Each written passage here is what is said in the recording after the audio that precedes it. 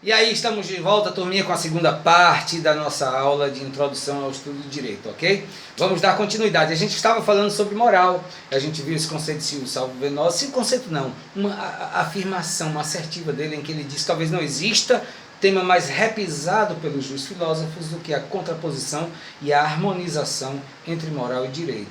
E a gente viu também esse conceito de Hermes de Lima, em que ele fala sobre a etimologia da palavra moral, ok?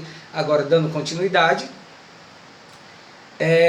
Miguel Reale ele nos diz o seguinte: o que distingue a conduta moral é esta pertinência do ato à estimativa do sujeito mesmo que age. O que distingue a conduta moral é esta pertinência do ato à estimativa do sujeito mesmo que age. Até certo ponto, poder-se-ia dizer que, no plano da conduta moral, o homem tende a ser o legislador de si mesmo. Observem que essa questão da conduta moral, ela é o primeiro ponto que nos diz se o que estamos fazendo é correto ou não. A nossa conduta moral é a primeira a nos falar. Nós temos dentro da gente um juiz, queiramos ou não. Pode ser a nossa consciência, podem ser os nossos padrões éticos religiosos, mas nós temos dentro da gente a certeza de que as nossas atitudes são certas ou erradas. Não existe um meio termo para isso, ser meio certo ou meio errado. Ou está certo ou está errado.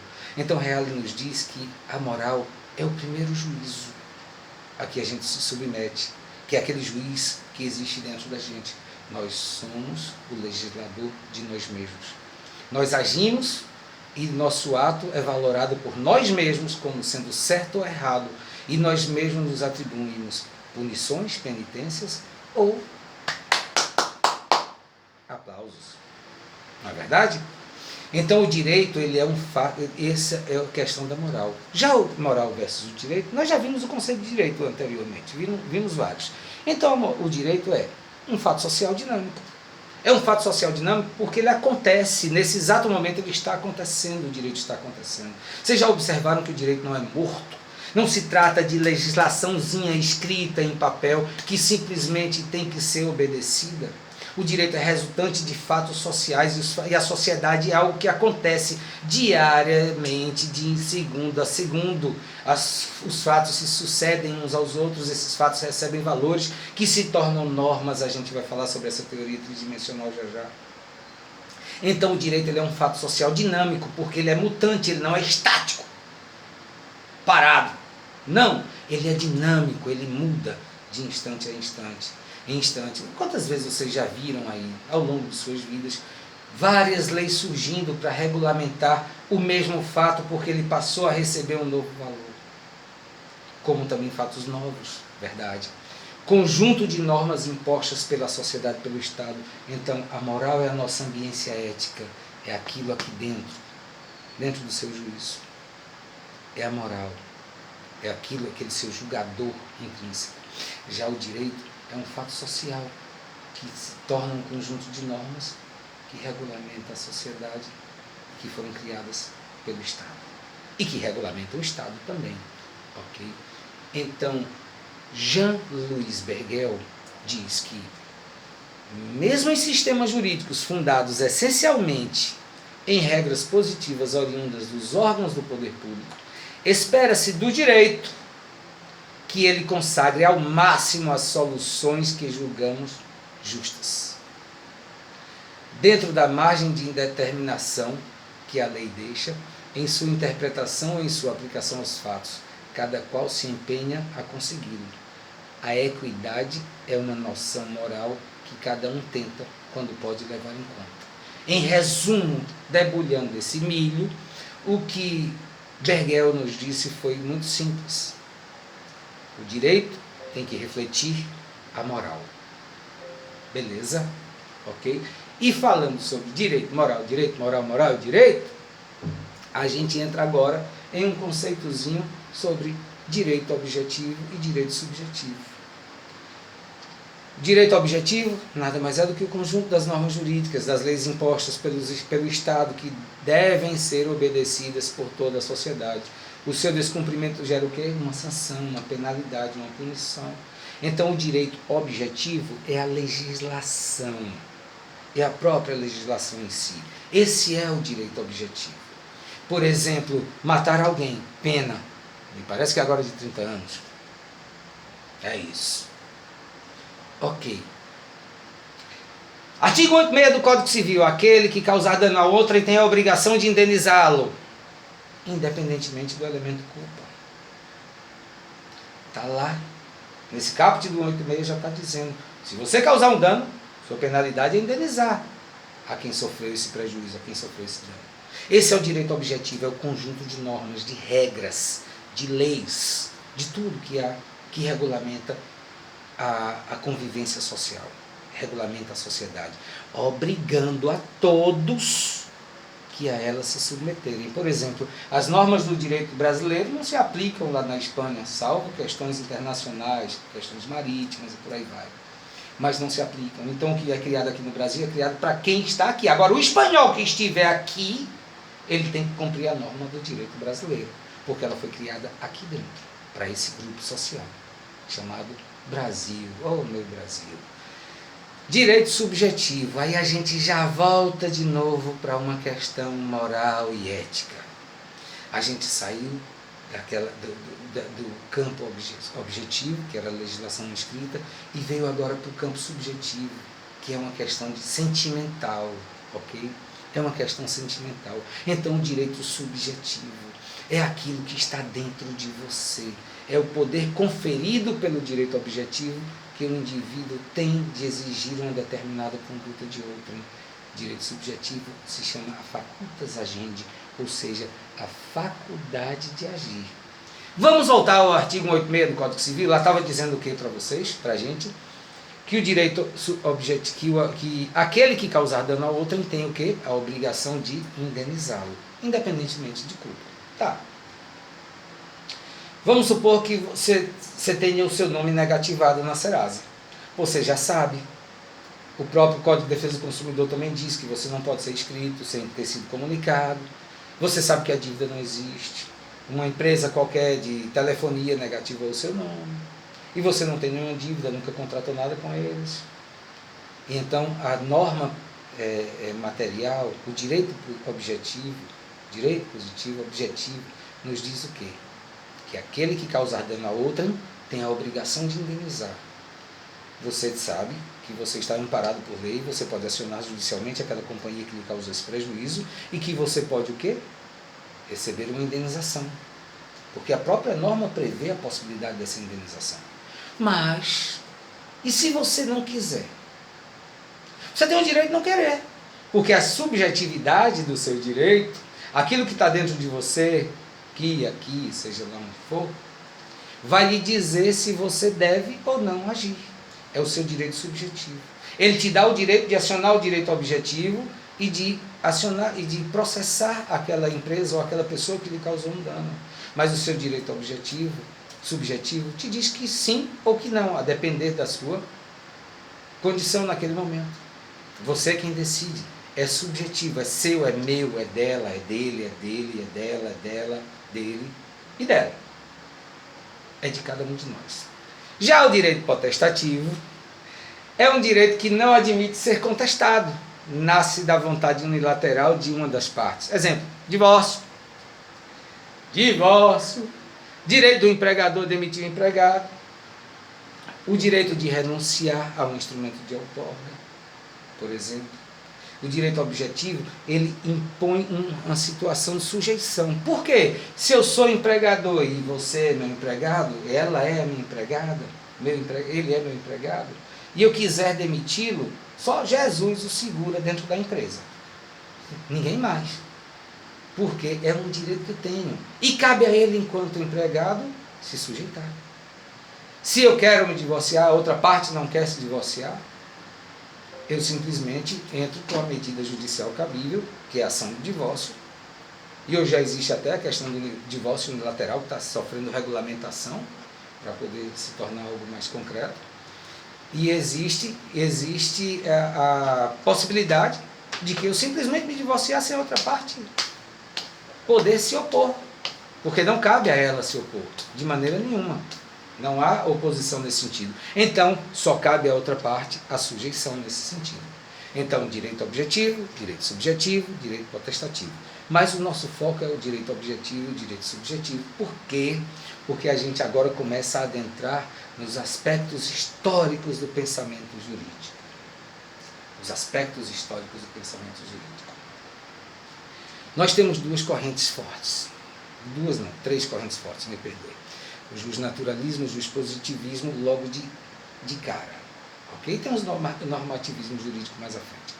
Mas o justnaturalismo, e observem aqui nesses slides, a setinha que tem com um asterisco, outra setinha com dois asteriscos, porque vem uns conceitos mais adiante.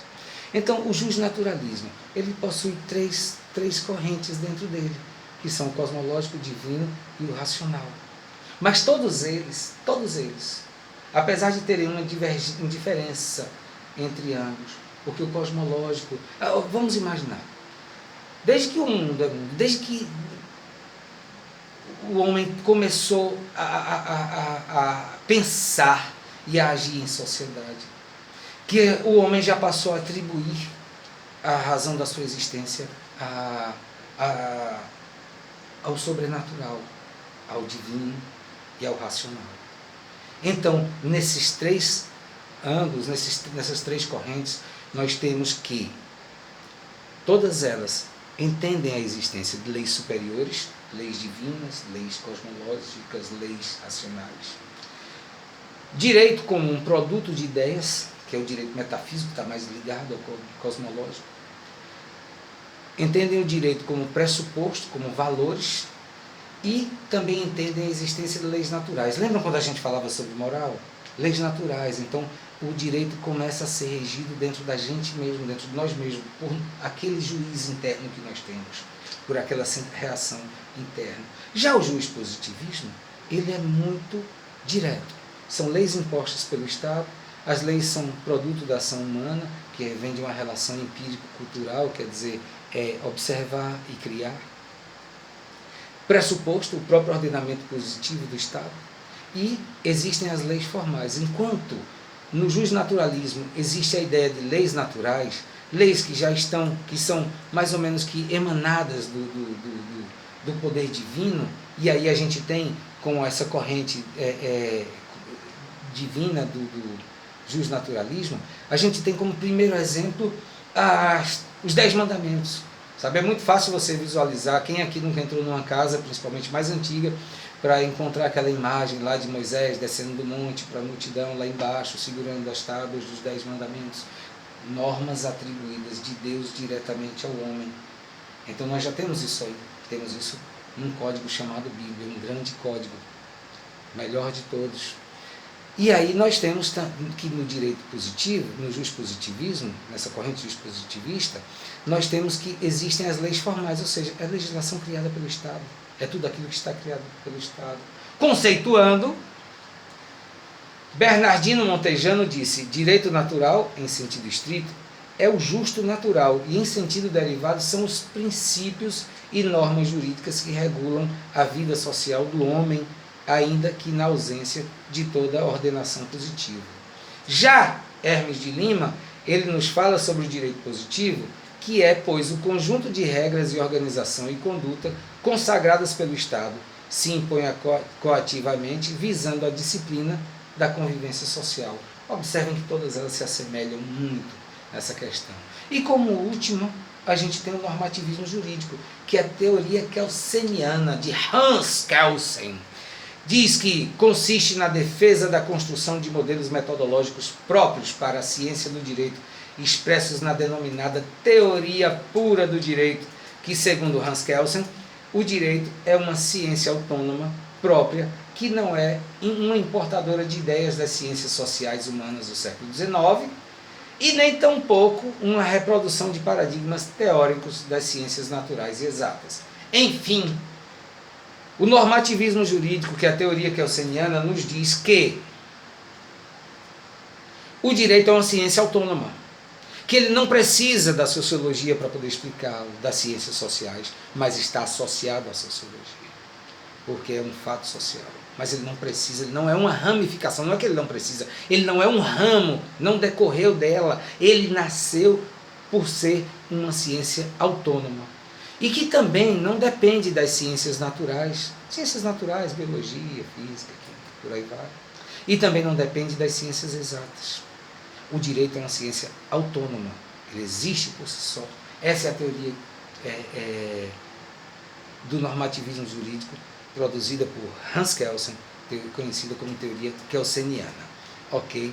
E introduzindo a gente mais ao ramo, à ciência do direito, a gente tem que essa teoria pura do direito diz o seguinte: para a teoria kelseniana, o normativismo jurídico é a defesa da construção de modelos metodológicos próprios para a ciência do direito. Olha aí, está vendo que não depende das outras, da sociologia, de nada mais, nem das ciências naturais, nem exatas,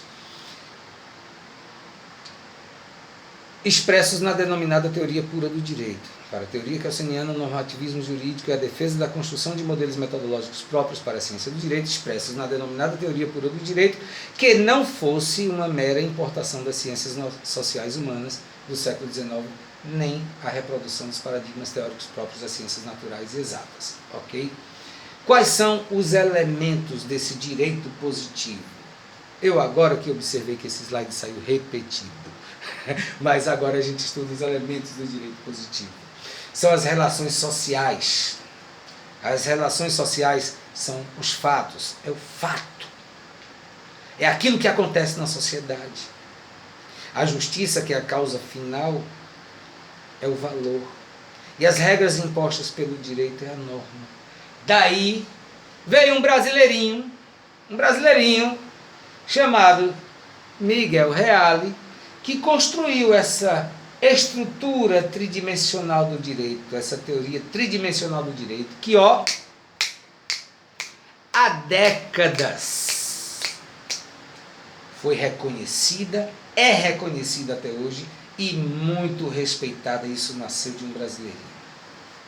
Um brasileiro chamado Miguel Reale. Ele criou a teoria tridimensional do direito. Ele deu um pulinho a mais do que Kelsen. Ele introduziu não só o valor e a norma para fazer o normativismo jurídico, mas o fato. Porque ele começou a observar algo muito interessante. Como surge uma norma jurídica? Primeiro, as coisas acontecem na sociedade, os fatos. Depois, aquela sociedade começa a analisar aqueles fatos que ocorreram, e aquilo dali faz com que eles reflitam, faz com que se pense, faz com que se crie valores, e começa a dar uma valoração. Começa a valorar. E daí surge a necessidade da criação de uma norma para regular aquele fato que foi valorado pela sociedade. Vamos imaginar o seguinte, que hoje eu piso aqui no pé de Maria. Pisei no pé de Maria. Vocês todos viram isso. Vocês começam a observar, peraí, Rosenberg pisou no pé de Maria. Mas foi de forma deliberada, isso não pode ser injusto. Já vão ter 2 ou 3 que vão dizer assim, não, Maria mereceu, botou o pé no lugar errado, ele foi lá e pisou para ela tirar o pé. Não, tá certo mesmo, quem tiver com o pé naquele canto tem que ser pisado mesmo. Outros vão dizer absurdo, outros vão ficar indiferentes à situação. Isso é a valoração da sociedade. Qual foi o fato? Pisada no pé. Qual foi o valor? A análise da sociedade. Análise social. E aí o que é que acontece? Vem o Estado como o terceiro item dessa pirâmide, como o terceiro vértice dessa pirâmide diz. Vamos criar a norma. E aí faz o vértice. Então, fato, valor e norma. Essa é a teoria tridimensional do direito. É assim que se explica a teoria tridimensional do direito. Ok? Dando uma continuidade, a teoria tridimensional do direito é a melhor sistematização da visão culturalista sobre o direito. Para Reale, toda experiência jurídica pressupõe a correlação entre esses 3 elementos, fato, valor e norma. E aí a gente traz esse quadro para ilustrar para vocês, para que fique na cabeça de vocês. Teoria tridimensional, ciência e pergunta. Então, segundo a teoria tridimensional, o fato é o dado da realidade. É aquilo que acontece na sociedade, é aquela ocorrência social que vai gerar, que vai ser chamada de fato. Qual é a ciência que estuda? A sociologia jurídica. E qual é a pergunta que se faz para criar a norma? Como? Como se deu aquilo? O que é o valor? O valor é o elemento da natureza moral, é a justiça. Qual é a ciência que se estuda? A filosofia jurídica. E a pergunta que se faz é: por que isso aconteceu? Lembre-se do exemplo. E aí vem a norma é o elemento regulador, é a lei. Qual é a ciência que se estuda? A dogmática. E eu estou estudando dogmática, Rosenberg? Está sim, está estudando dogmática, estamos estudando dogmas jurídicos, dogmas do direito, e adentraremos nele aí durante todo o nosso curso. E qual é a pergunta que se faz? O que fazer para regular? Como vamos regular? Como, por quê e o que? São as três perguntas decorrentes dessa situação. Para a gente finalizar, esse quadro ele traz a diferença entre o direito positivo e o direito natural. O direito positivo, por exemplo, ele é temporal. Ele vai regular os fatos da sociedade em um determinado tempo. E existem leis até que têm data para nascer e para morrer. Como, por exemplo, a lei do CPMF. Vocês lembram disso, CPMF? Aquele imposto lá sobre transações financeiras, que foi conhecido lá no passado, quando ainda se utilizava muito como lei do cheque. Então aquela lei ela foi criada para vigorar durante um determinado tempo. De repente a sociedade muda os valores, muda tudo, e ela não necessita mais daquela legislação. Já o direito natural ele é atemporal. Direito positivo possui uma vigência, foi o que a gente disse anteriormente. E o direito natural independe de vigência. O direito positivo ele é formal, o direito natural é informal.